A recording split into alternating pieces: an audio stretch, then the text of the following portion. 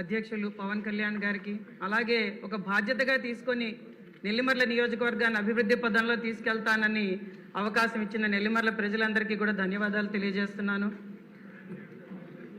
మా నియోజకవర్గంలో ఒక ఇంటర్నేషనల్ స్టాండర్డ్స్తో మన స్టేట్ గవర్నమెంట్ చంద్రబాబు నాయుడు గారు ముఖ్యంగా తీసుకొని ఒక ఎయిర్పోర్ట్, గ్రీన్ఫీల్డ్ ఎయిర్పోర్ట్ వస్తున్నది అధ్యక్ష. కానీ మా దురదృష్టం ఏంటంటే అంత ఎయిర్పోర్ట్ వస్తున్న నియోజకవర్గంలో కనీసం ఎక్కడా కూడా వీధి కాలువలు లేవు. వాడుకున్న నీరు సరిగ్గా బయటికి వెళ్ళడానికి కాలువలు లేక ప్రజలు చాలా ఇబ్బంది పడుతున్నారు అధ్యక్ష.